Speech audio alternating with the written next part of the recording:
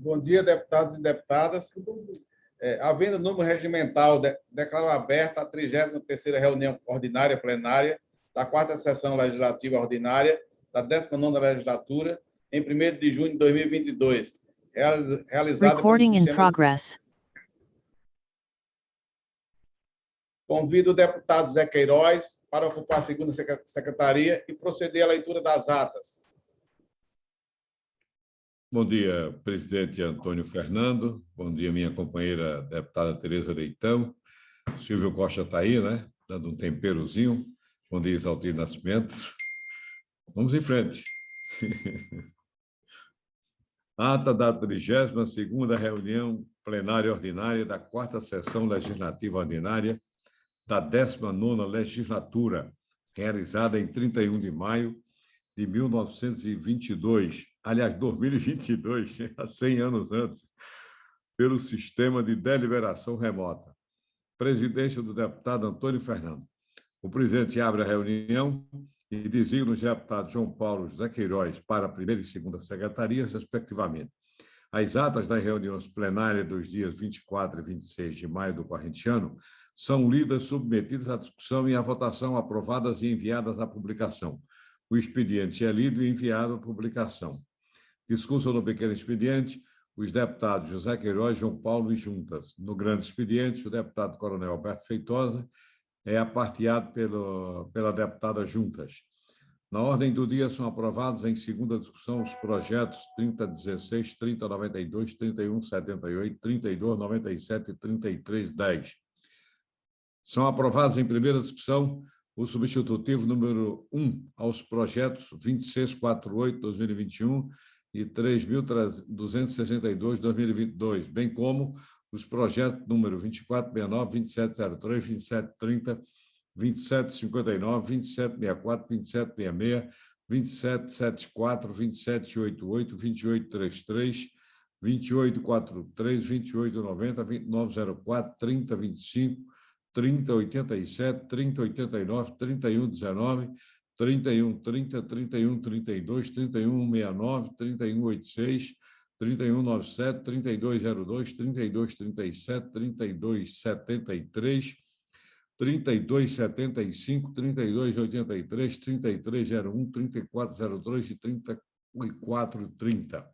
São aprovados em discussão única os projetos número 3176 e 3383. As indicações números 10.770 a 10.844 e os requerimentos 4.391 a 4.429. Discurso na comunicação de lideranças, o deputado Tony Gel. O presidente encerra a presente reunião e convoca a seguinte em caráter extraordinário para logo em seguida a ser realizada pelo sistema de deliberação remota. Por isso, senhor presidente, vamos ler agora a ata da reunião extraordinária. A ata da 17ª reunião plenária extraordinária da 4ª Sessão Legislativa Ordinária da 19ª Legislatura, realizada em 31 de maio de 2022 pelo sistema de deliberação remota. Presidência do deputado Antônio Fernando. O presidente abre a reunião, mantidos o primeiro e segundo secretários da reunião ordinária antecedente. Na ordem do dia, são aprovados em segunda discussão os projetos número 3402, 3430 de 2022. O presidente tece considerações finais, encerra a presente reunião e convoca a seguinte em caráter ordinário para quarta-feira, dia 1 de junho, às 10 horas, a ser realizada pelo sistema de deliberação remota. Era só, senhor presidente. Obrigado, deputado Zé Queiroz. Em discussão as atas. Não havendo quem queira ir em votação, atas aprovadas.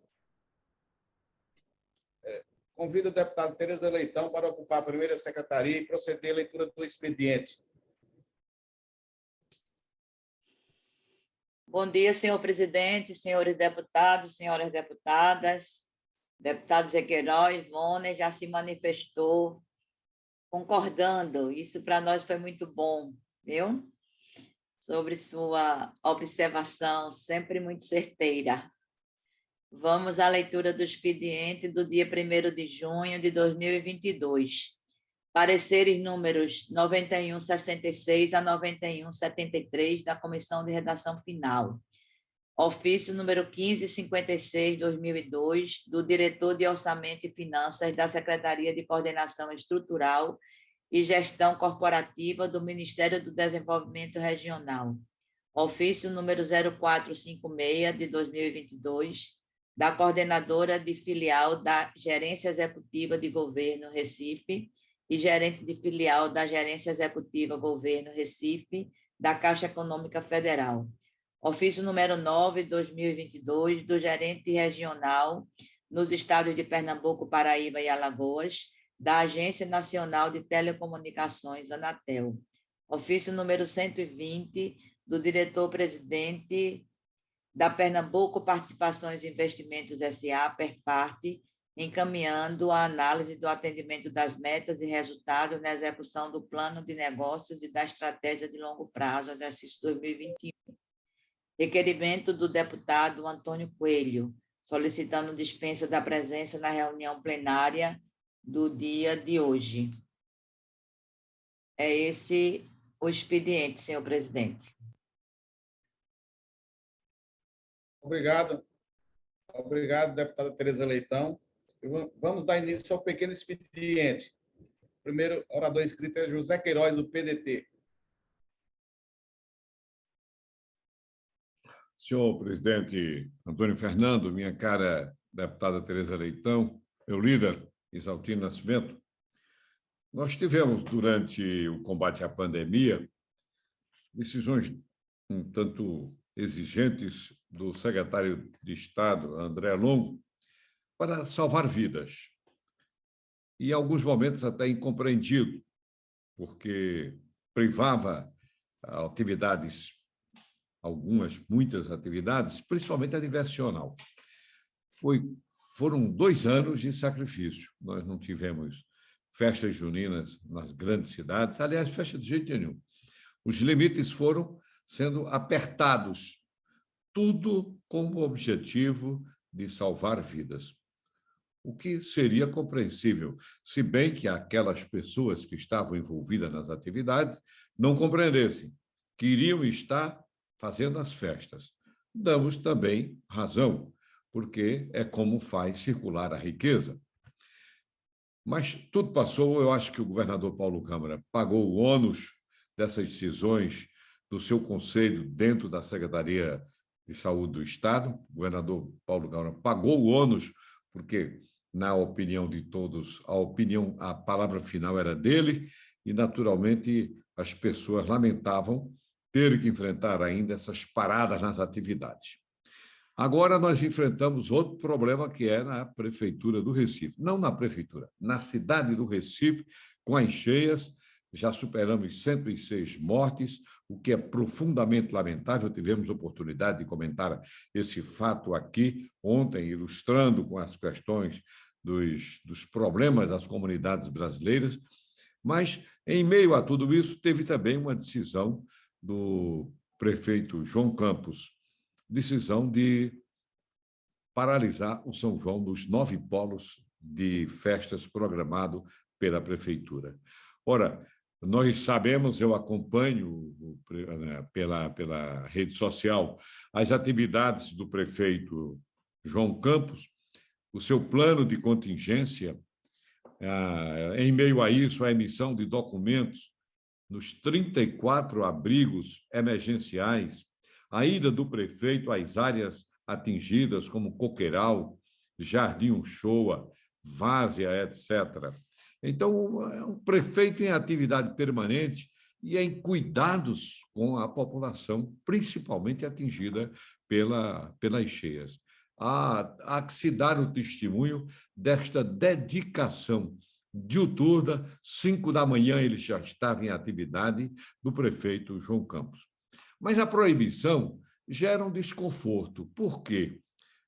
Porque são polos que são realizados em toda a capital pernambucana e, naturalmente, esses polos reúnem vendedores ambulantes, reúnem os artistas mais simples da cultura pernambucana, de música de forró, de baião, de short, de tudo.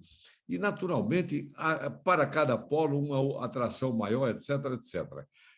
Na verdade, eu não venho fazer apelo ao prefeito João Campos. Eu venho refletir com o prefeito João Campos, que eu acredito que a sua solidariedade está demonstrada em todas as providências, somadas com o governo Paulo Câmara, que já hoje nós estivemos reunidos em comissões, 4 comissões, para aprovar uma lei, para facilitar a liberação de documentos para diversas atividades. Não só documentos, mas também vantagens em diversas atividades, né, para as pessoas atingidas. Pois bem, se há uma ação conjunta do governo do Estado e do prefeito do Recife e das outras cidades atingidas também, logicamente, é hora de refletir sobre a parada de São João durante o mês todo.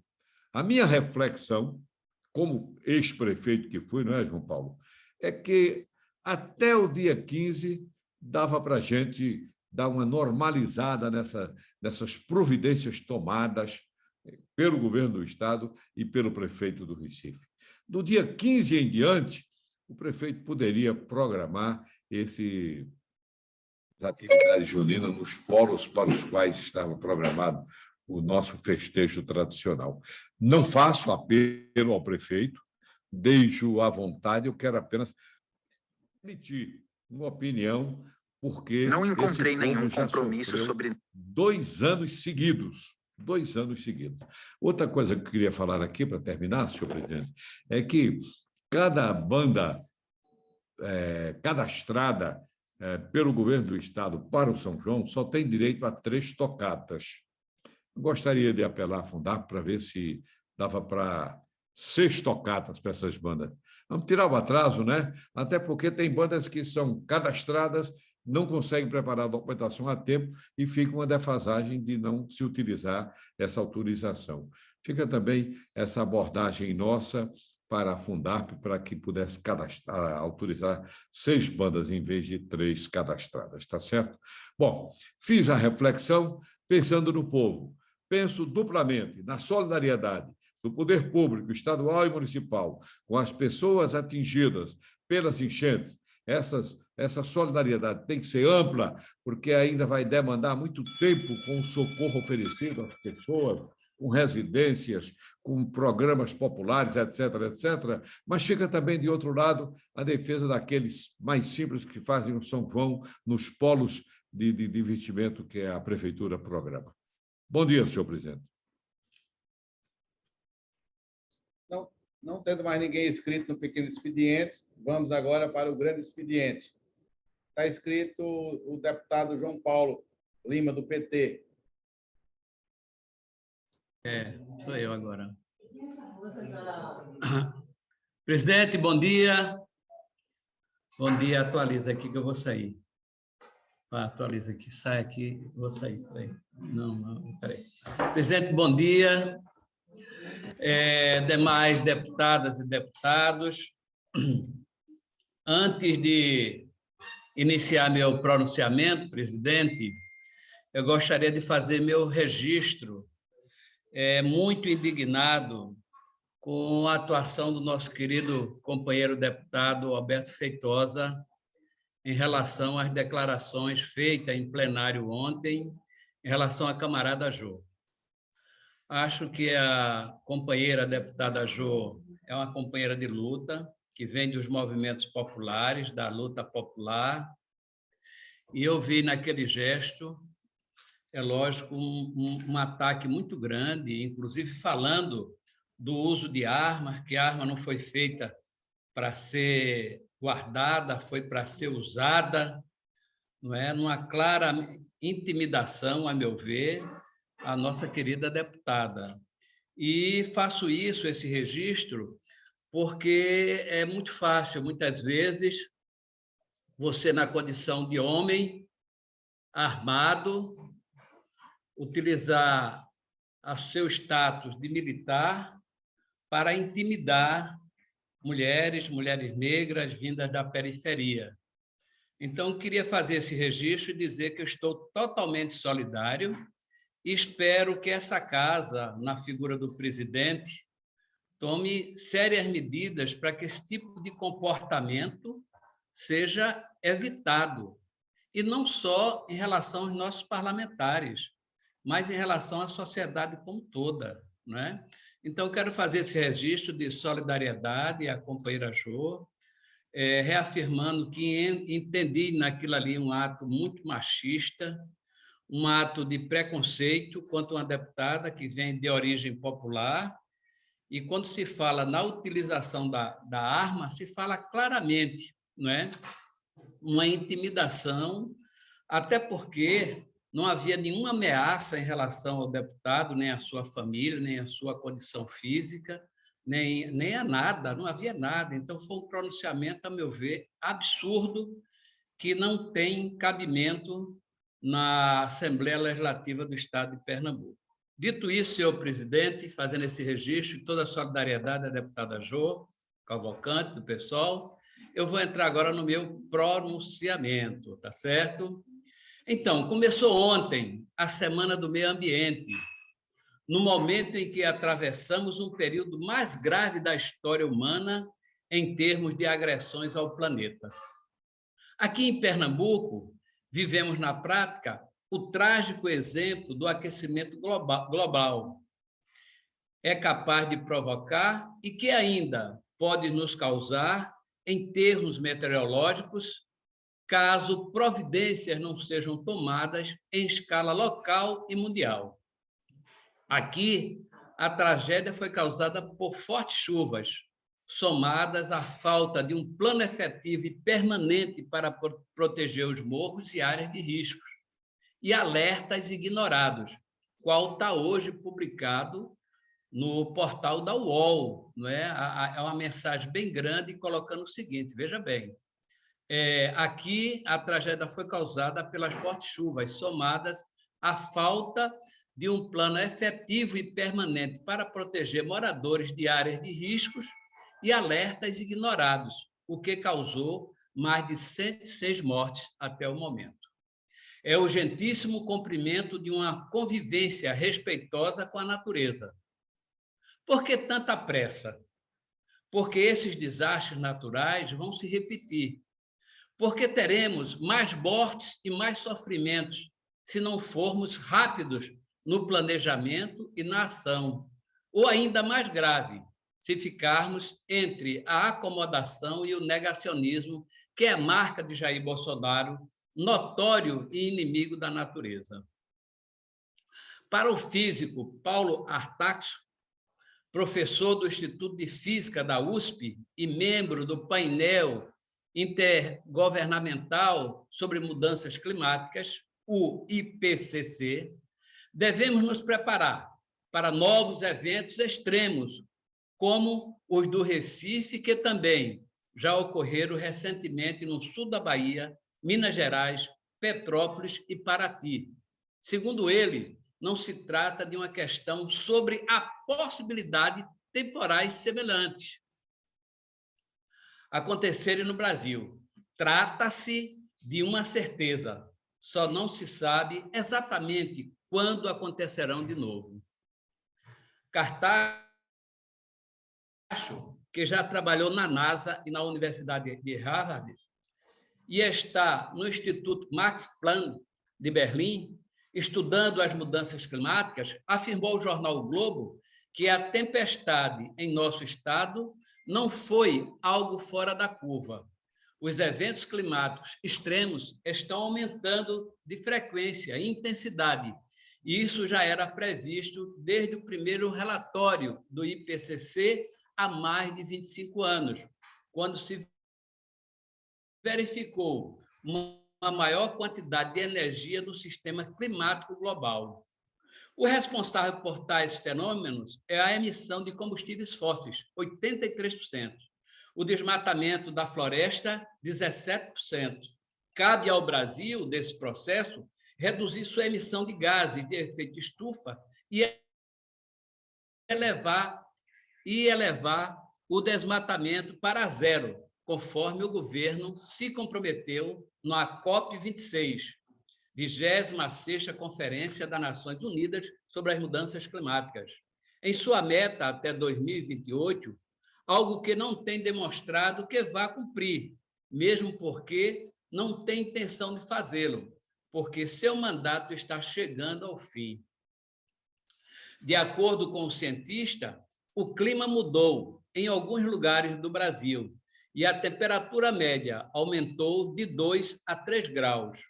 O aumento gradual da temperatura pode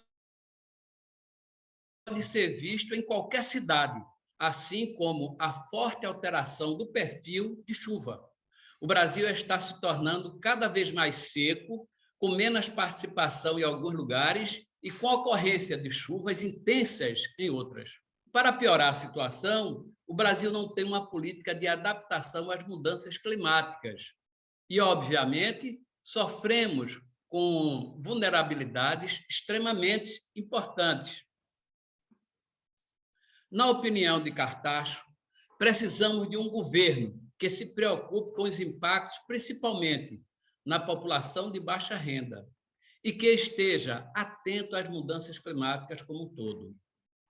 Nesse cenário, não há mais espaço para improvisos de governos neoliberais que veem a população de baixa renda como um problema e, para ela, destinam poucos investimentos do Estado em áreas como saneamento e urbanismo.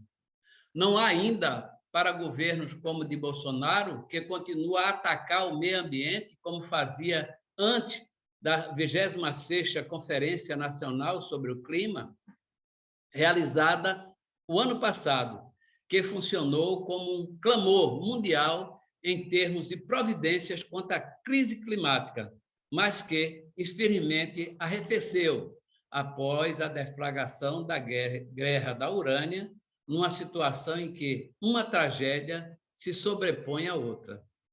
No Brasil, mesmo depois do relatório preocupante do painel intergovernamental sobre as mudanças climáticas, em meio a meses de eventos climáticos extremos sem precedentes e com impactos devastadores, o cenário continua o mesmo de antes, que queimadas a todo vapor, mineração em terras indígenas, motosserras em ação e novas vítimas no horizonte, uma vez que a Mata Atlântica é o próximo alvo.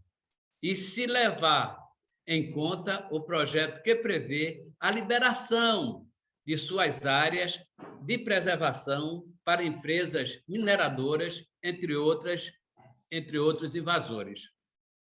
Espero que no próximo estejamos lembrando a Semana do Meio Ambiente com notícias mais alvissareiras, que se vierem novas chuvas, saibamos lidar com elas, cuidando melhor das pessoas que mais precisam. Que o próximo governo brasileiro consiga reverter a tragédia bolsonarista em termos ambientais e em todos os outros, e que o mundo retorne sua grande preocupação com o aquecimento global, que é, de fato, um risco para a nossa sobrevivência como espécie. É isso, senhor presidente, que tenho para essa manhã de hoje.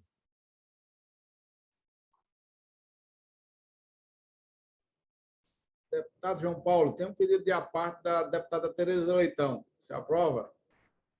Concedido, presidente. Tereza? Eu acho que antes tem Zé Queiroz, deputado Zé Queiroz, não? Eu posso ir logo, se for o caso.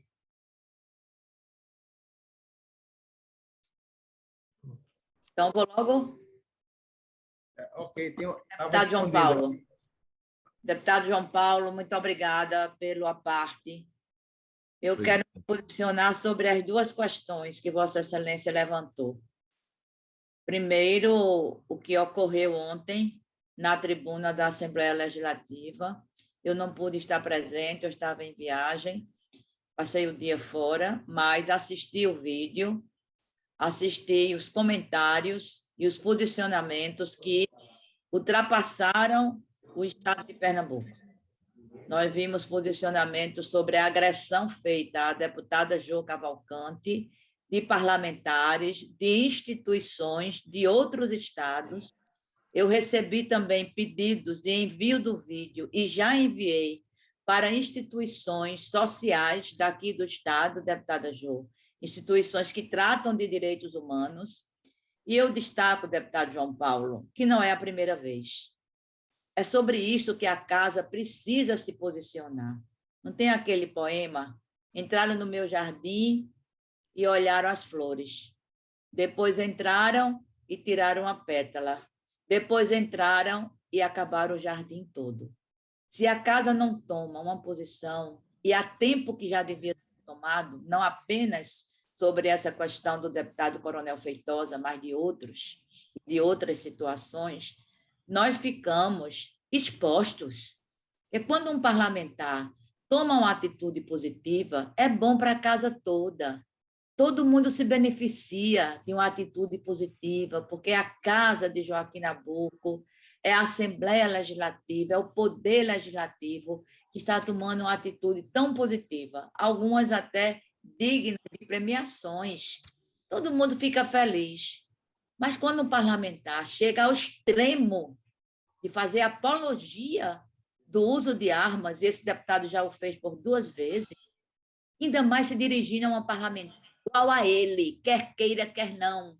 A deputada Jo Cavalcante é uma deputada estadual, veio dos movimentos, ela era ambulante. É isso que incomoda muita gente. Porque isso é possível, deputado João Paulo? Porque a gente ainda vive no regime democrático. Foi pela força da democracia que a deputada Jo Cavalcante chegou aí, um caso onde não nos cabia. Também não me cabia como sindicalista. Também não cabia Vossa Excelência como peão de fábrica. Mas aí chegou, a deputada Jo chegou com toda a legitimidade. E ela precisa, portanto, ser respeitada por todos nós, como todos nós a respeitamos. Não é possível que a gente fique exposto a atitudes como esta. Então, quero aqui também colocar toda a minha solidariedade. E o outro tema, parabéns. Parabéns, que nós podemos estar enveredando por um caminho sem volta. Até a Igreja Católica, através do Papa Francisco, na tese da Igreja em Saída, tem debatido isto, sobre o emblema, não é, da terra, a nossa terra-mãe, a nossa casa, que tem que ser bem tratada para nós e para as futuras gerações. Parabéns, deputado João Paulo, e muito obrigada pela parte. Obrigado, deputada Tereza Leitão. E agora, com a palavra, o deputado Zé Queiroz, para a sua parte.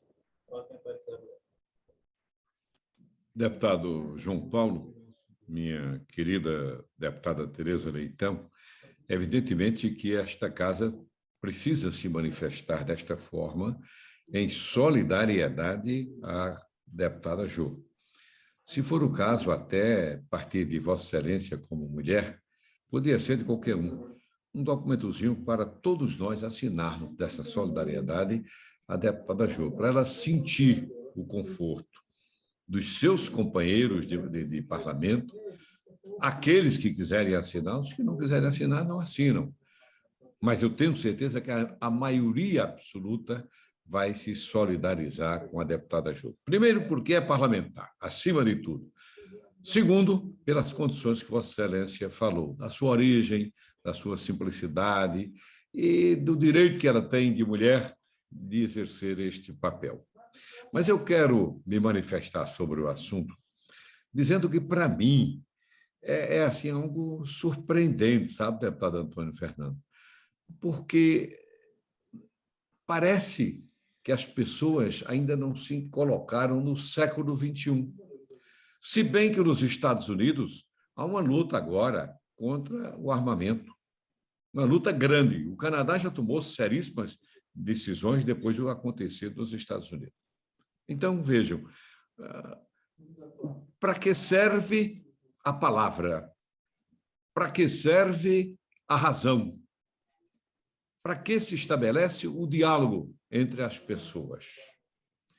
A gente pode defender as nossas razões com argumentos, com a verdade, com a coragem.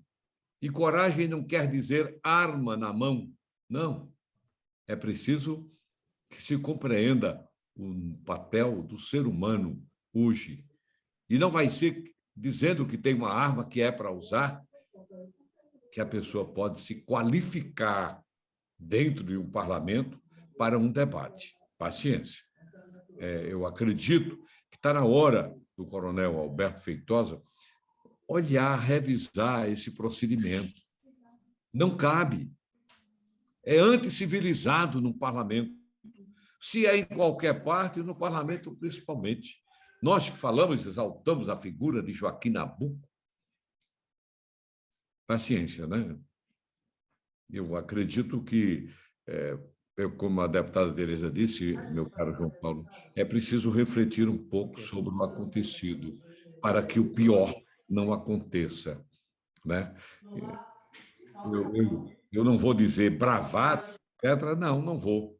Para quê? Eu quero alimentar o bom diálogo. Eu quero alimentar a capacidade de entendimento pelas palavras e ceder a minha razão, se for o caso. Mas também pedir que meus interlocutores, por favor, respeitem as nossas razões. E a razão manda que não se utilize desse expediente num parlamento tão digno como o de Pernambuco. Era só, meu caro João Paulo. Obrigado, deputado Zé Queiroz.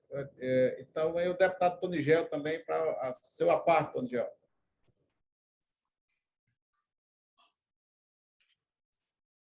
Obrigado, presidente Antônio Fernando. Saúdo a todos.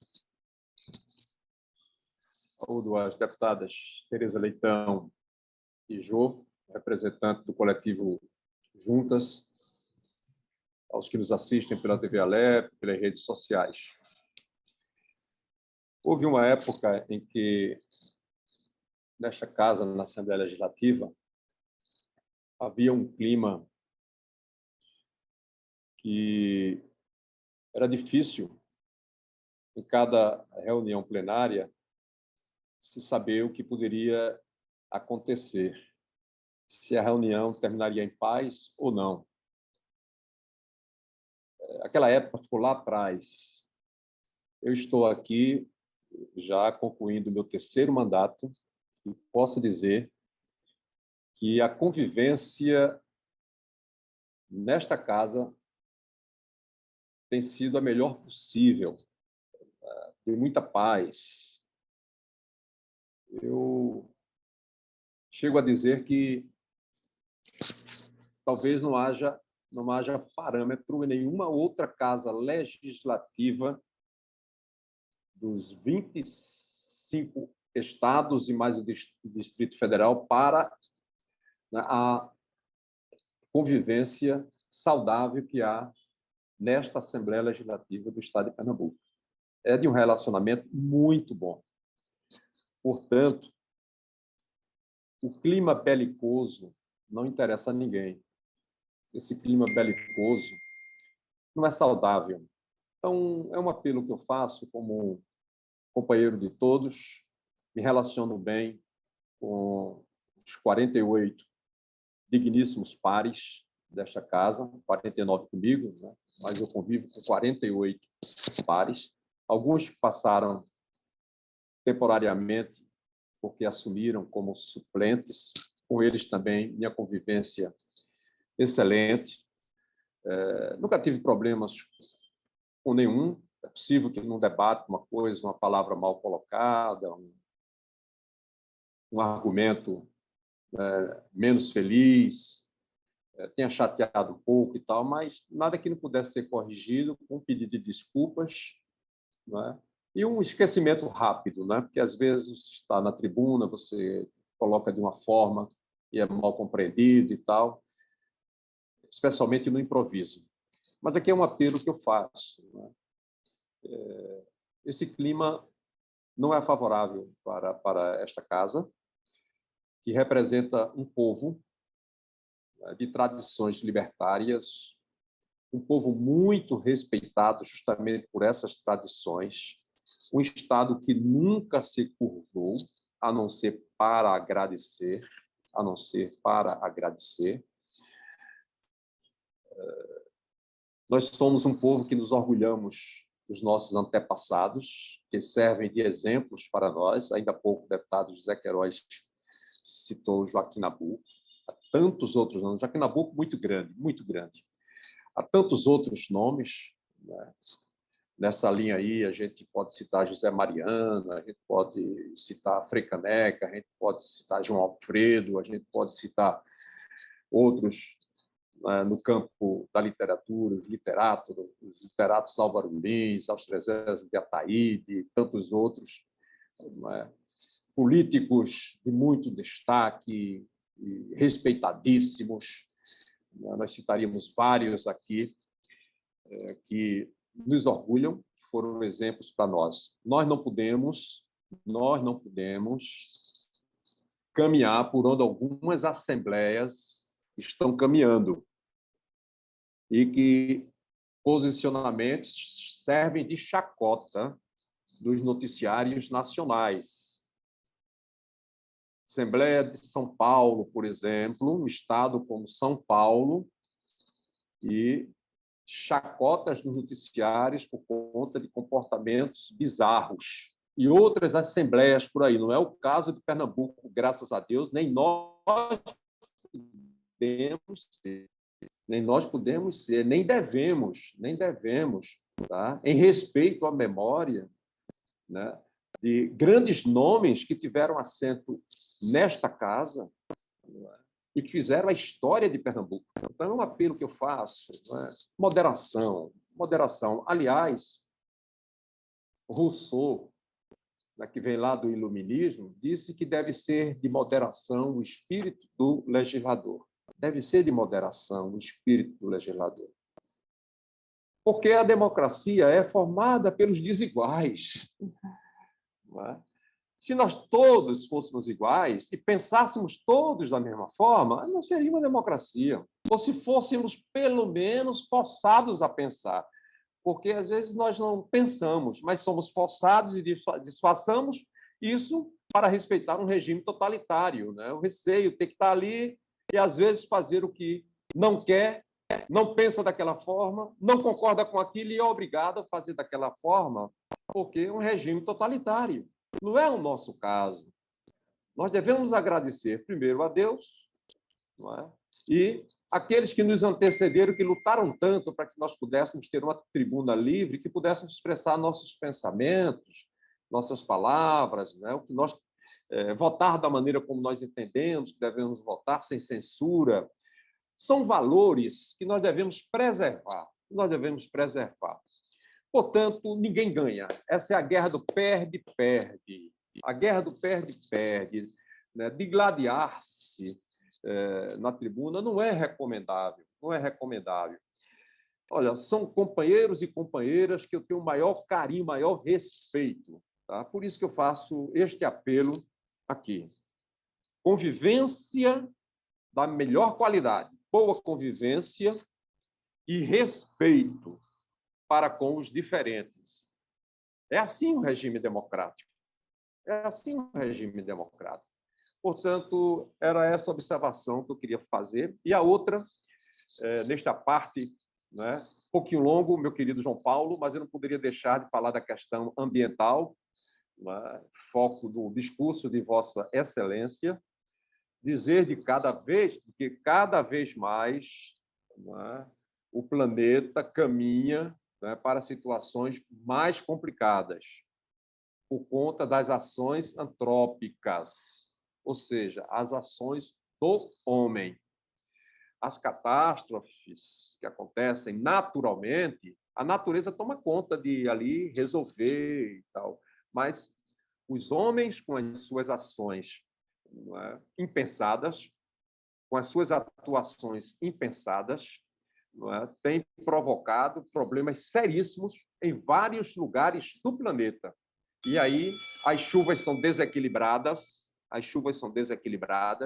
ou chove demais em determinado lugar e chove de menos em outro. Ou, na verdade, a seca, entendeu? se estende por lugares, né, por mais tempo do que deveria, fora do que era natural.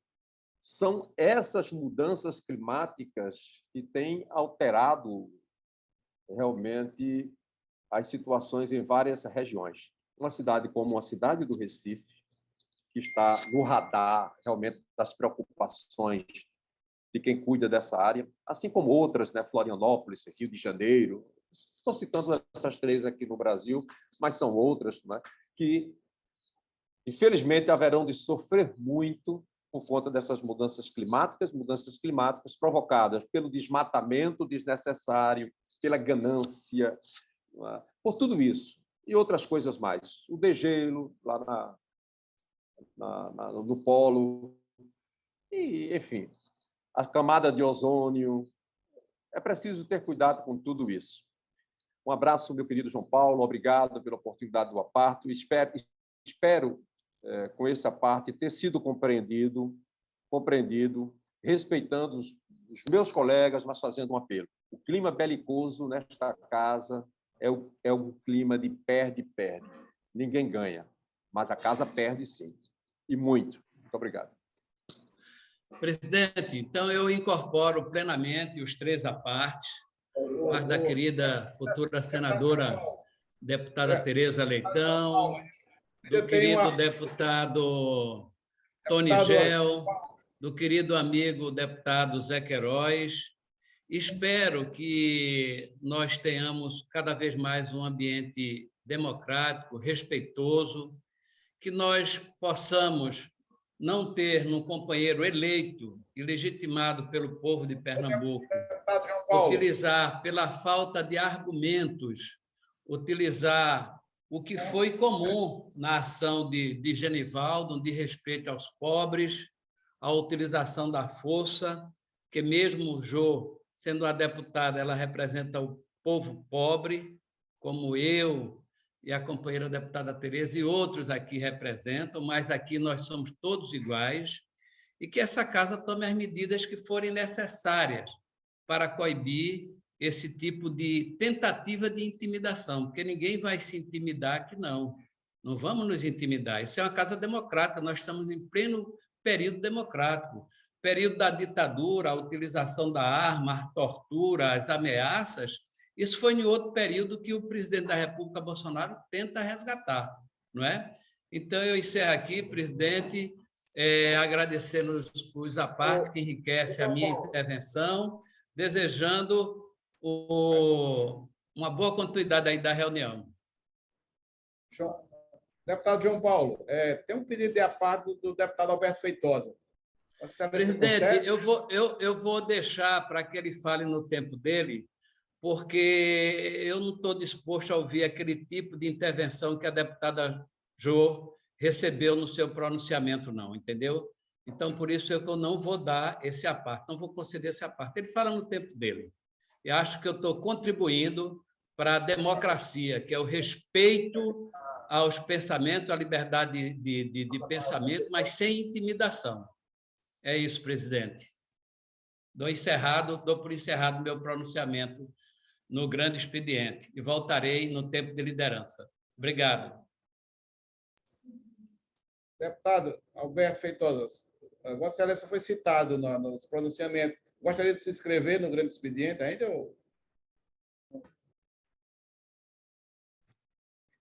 Como foi citado, presidente, embora o deputado João Paulo parece não ter tido aí a elegância e até a coragem do debate, eu gostaria de fazer aqui mesmo, conforme o regimento me dá a oportunidade.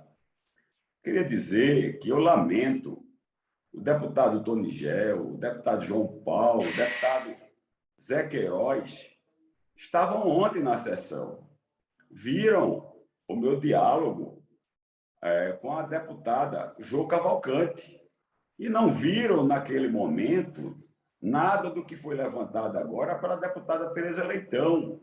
Até peço à deputada Tereza Leitão que ela, primeiro, na próxima vez que ela for falar alguma coisa, ela assista ao vídeo da sessão passada e veja o que, de fato, ocorreu. Dizer, o deputado Tony Gel, repito, Deputado João Paulo, também repito, deputado Zé Queiroz estavam na sessão ontem. Vossa Excelência presidia a sessão.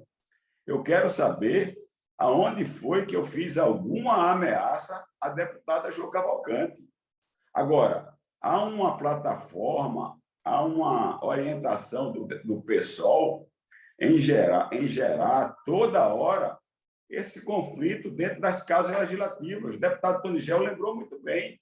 São Paulo, hoje, o PSOL tem feito a maior confusão, colocando toda hora os colegas no Conselho de Ética. Ainda ontem, o deputado Glauber teve a palavra cassada pelo presidente da Câmara Federal, o Arthur Lira, e a ameaça até de se retirar do plenário, onde um outro deputado, inclusive, pediu a ele para que fizesse agora uma intervenção de fazer exames toxicológicos em alguns deputados que entram em plenário. A deputada Tereza Leitão deveria, da mesma forma que hoje foi aí o plenário se indignar, de fazer também uma intervenção no sentido de ver uma marcha da maconha com a presença de crianças, com consumo e venda de drogas em céu aberto na face do Derby, com o patrocínio do PSOL e da deputada Jo. Isso aí não é assunto para a Comissão de Ética também, não. Isso não é contra o pudor também, não. A ética parlamentar. Agora, o que eu disse, eu vou aqui repetir. Mas, antes de repetir, eu vou dizer que está na Constituição brasileira, no artigo 144.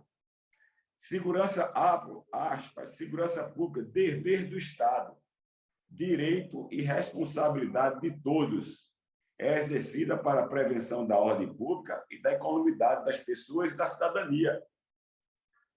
É um dever do Estado dar segurança pública às pessoas. E é um direito e responsabilidade de todos.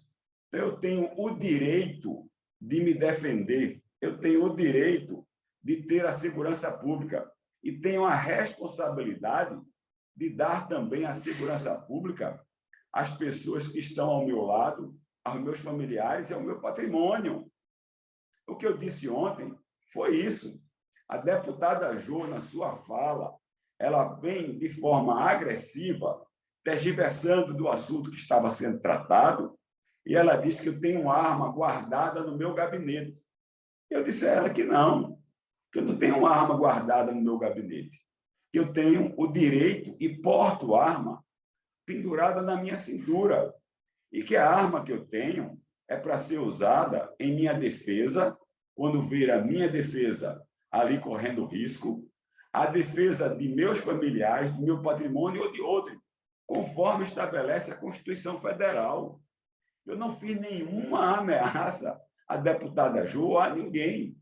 Eu tenho porte de arma, minha arma é registrada e, além do mais, diferentemente de algumas pessoas, de acordo com o Código de Processo Penal, que podem atuar em legítima defesa de outrem, eu, como militar da reserva, eu tenho o dever e faço isso por meio de armas.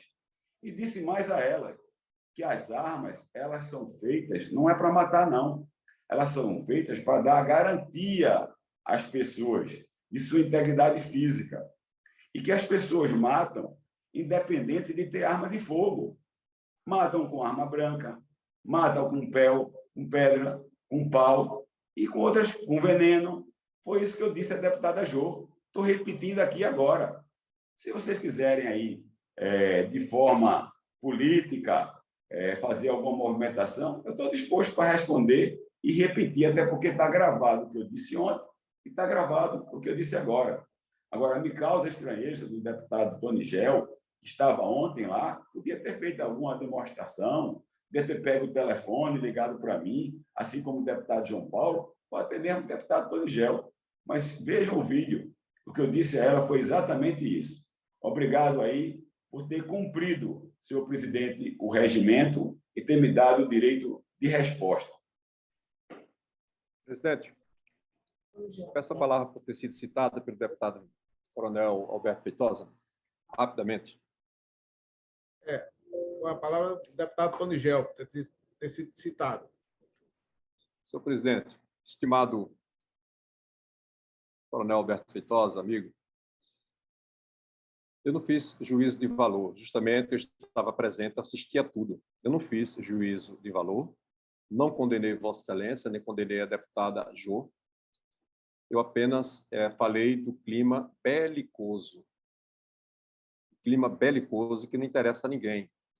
Não interessa nem a Vossa Excelência, nem interessa a deputada Jô, nem a esta casa. Foi disso que eu falei. Por isso que eu não fiz juízo de valor. Eu assisti. Realmente o que Vossa Excelência disse naquela oportunidade, Vossa Excelência repetiu agora.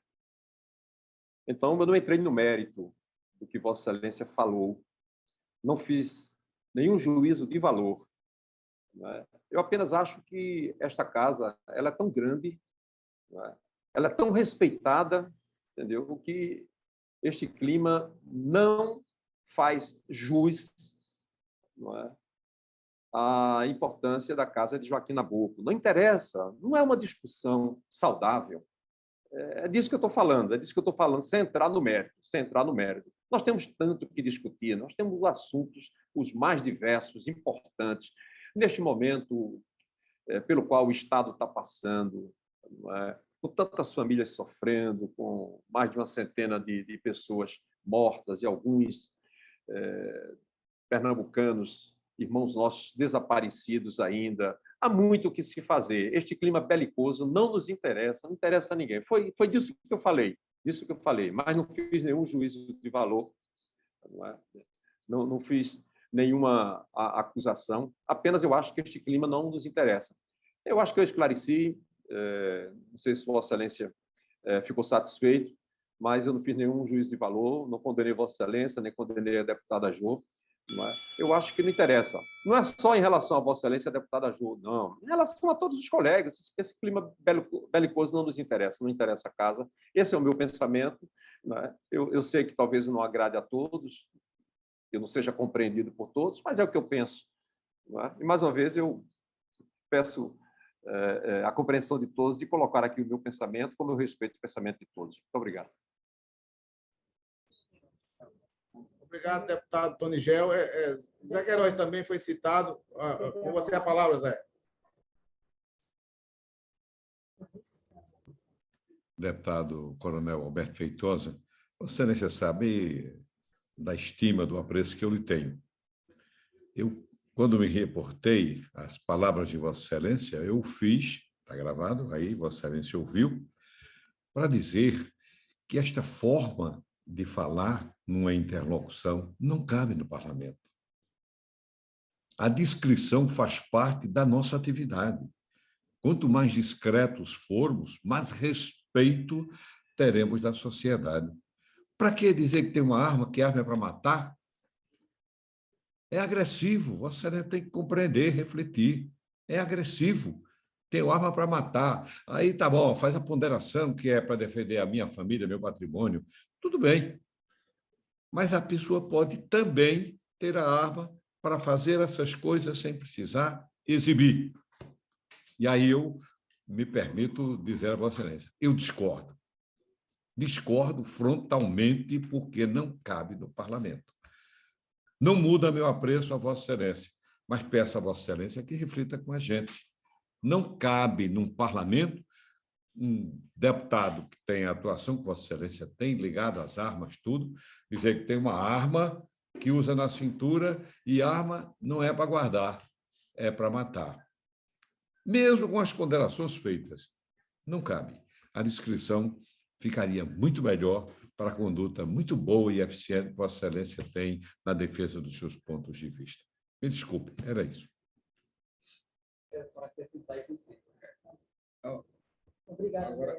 Obrigado, deputado Zé Queiroz. E agora estamos...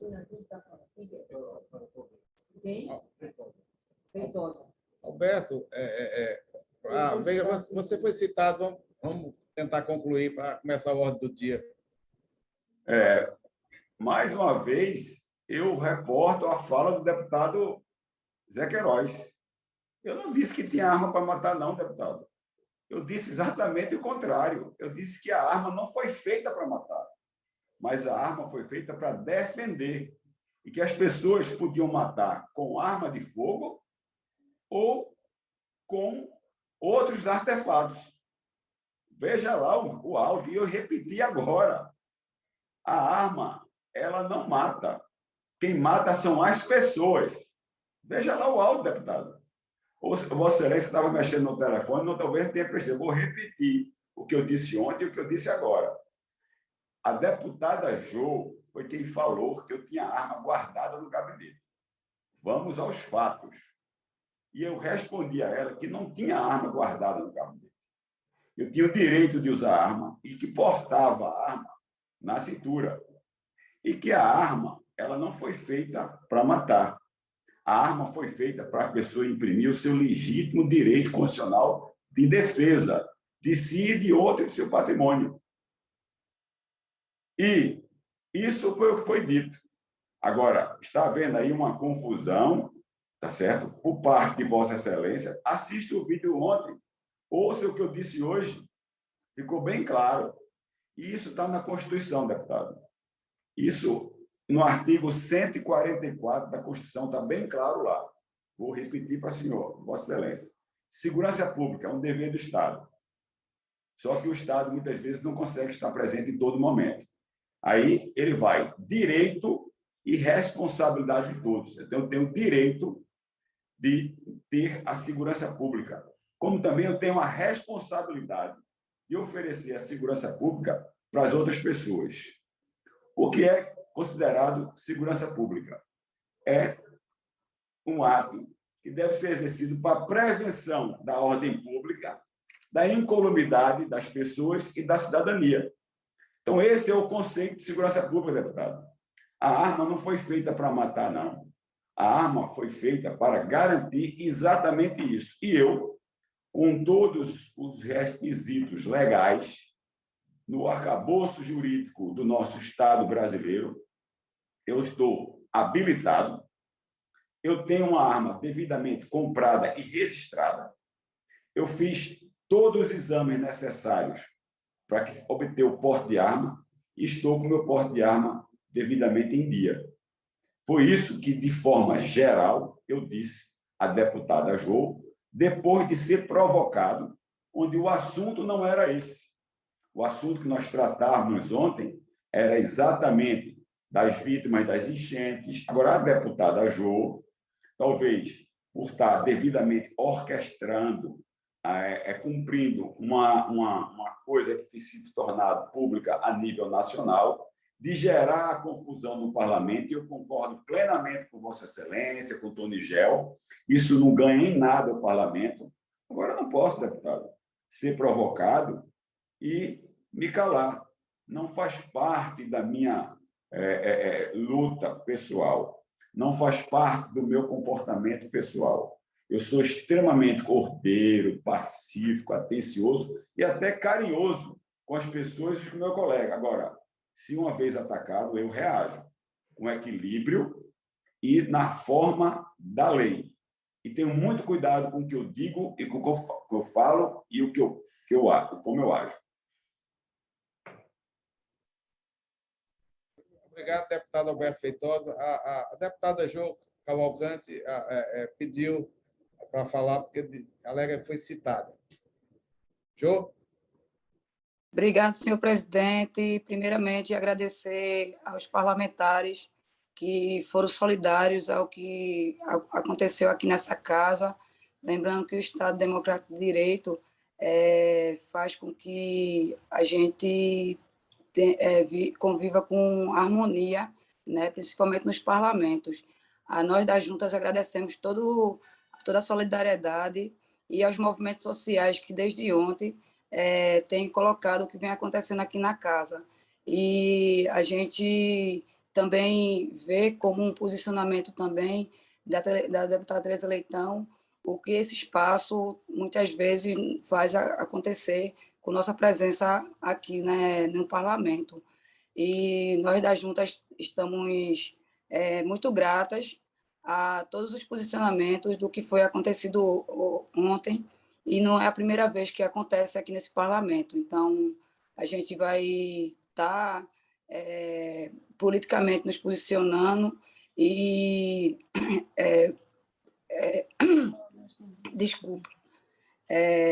procurando da melhor forma as medidas cabíveis desse caso aqui, e eu espero que a contribuição da Casa e principalmente da presidência da LEP tome alguma providência sobre esse fato ocorrido. Obrigado, senhor presidente. Agradeço a todos e a todas que foram solidários com minha pessoa, eu, uma mulher negra que vem da periferia, que sabe o que é as dores e o que é o perigo de uma arma na mão de alguém. Então, obrigado. Obrigado, deputada Jô. Não tendo mais ninguém inscrito no grande expediente, vamos encerrar o grande expediente e iniciar a ordem do dia. Primeira discussão do projeto de lei ordinário número 3.441/2022, autor Poder Executivo, regime de urgência com emenda número 1, de autoria da Comissão de Constituição, Legislação e Justiça. Parecer favorável da primeira, terceira e 11ª comissões. Em discussão a matéria. Não havendo quem queira discutir, coloque em votação. Aqueles que forem favoráveis, permaneçam como se encontram. Projeto aprovado.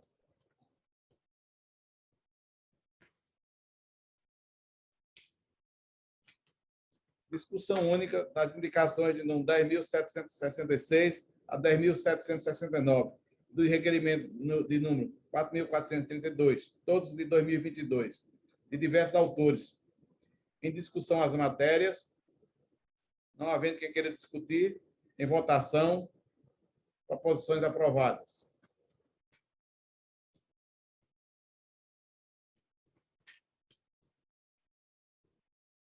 Encerro a presente reunião e convoco a próxima em caráter ordinário, logo em caráter extraordinário, para logo em sequência. Solicito a Vossa Excelência que permaneça conectado para registrar a presença e votação na reunião, que será iniciada de imediato.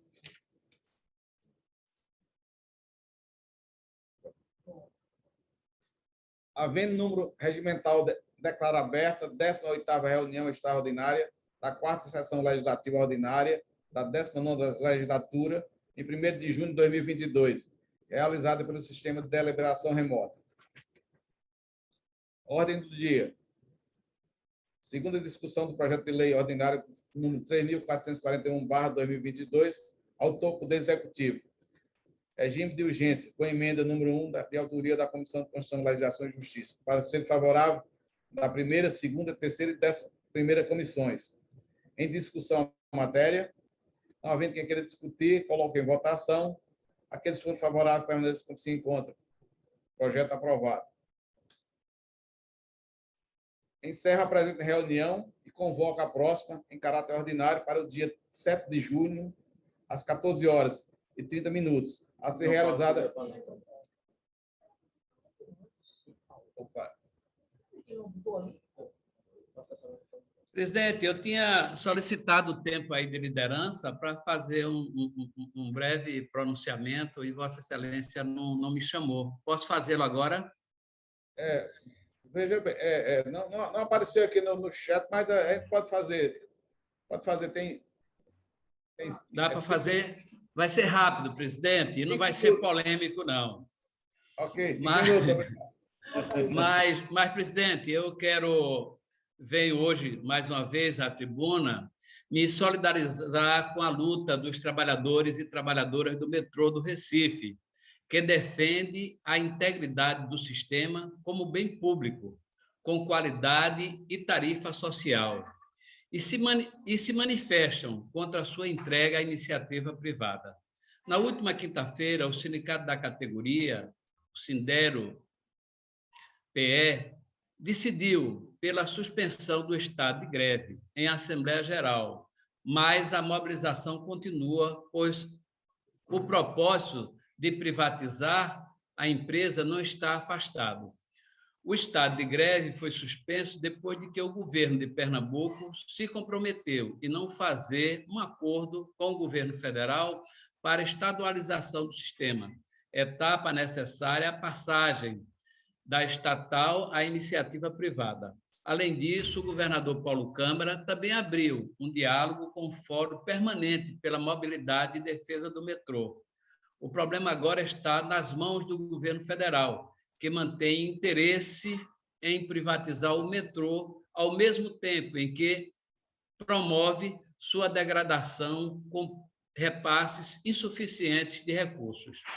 Mas, presidente, com o golpe de 16, o Estado brasileiro entrou num ciclo onde a lógica da administração passou a ser a de promover cortes nos investimentos e na manutenção dos serviços públicos, mesmo aqueles mais estratégicos e essenciais, como a saúde, educação, moradia e infraestrutura e transportes.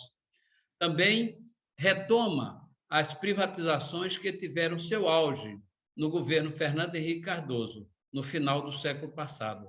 Assim como o metrô do Recife, estatais como Eletrobras correm o risco de serem entregues ao setor privado com provável prejuízo para os usuários e trabalhadores. O metrô do Recife reconhecido por abrigar um quadro de funcionários e técnicos competentes e abnegados, é uma dessas vítimas, por falta de investimentos federais, que representou um corte em torno de 40% dos recursos, seu patrimônio foi sucateado e a qualidade de serviço, obviamente, caiu. Ainda no governo Temer, também foi iniciado um plano de demissão voluntária para reduzir seus quadros. A saída apresentada foi a de sempre, que afeta outras áreas sensíveis para a população, entregar o metrô do Recife ao setor privado. Segundo o presidente do sindicato, Luiz Soares, a categoria quer um metrô público e de qualidade, com tarifa de R$ 2,00. Para isso, seria necessário que o governo federal garantisse mais verba com custeio para a compra de peças e materiais. Outro prejuízo à população causado pela entrega das empresas privadas, mesmo por concessão, seria o encerramento de linhas, assim como a linha diesel e as estações do Centro e Sul de Integração ônibus-metrô. Os metroviários temem ainda a repetição do que ocorreu com o metrô de Belo Horizonte, que também é gerido pela Companhia Brasileira de Trens e está em processo de concessão pública. No modelo proposto para o sistema inteiro, os metroviários teriam apenas 1 ano de estabilidade após a transferência para a gestão privada. Entre os sindicalistas, se sabe que todos os metrôs concedidos, pelo menos 40%, são de obra dispensada, mesmo sendo uma mão de obra extremamente qualificada e necessária ao bom andamento do tempo.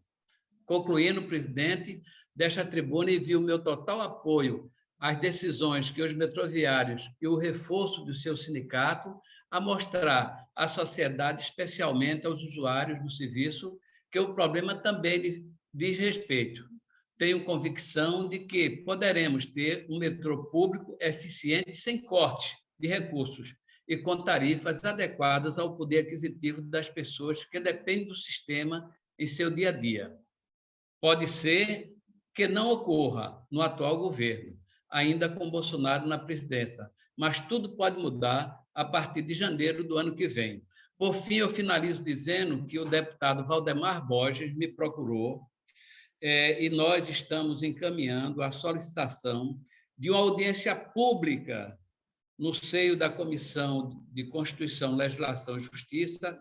O nobre deputado Val ficou de elaborar e nós assinarmos juntos, para que a gente possa discutir a problemática com os representantes da sociedade civil, dos usuários, do governo do Estado, do governo federal e dessa casa, que eu sei que a grande maioria, inclusive a deputada Tereza Leitão, o deputado Tony Gel, o deputado Zé Queiroz, entre outros, Henrique Queiroz, o William Brígido, defendem, na verdade, um metrô de excelência, garantindo um serviço público, até porque muitos trabalhadores e muitas empresas dependem da eficiência do metrô para o desenvolvimento da região.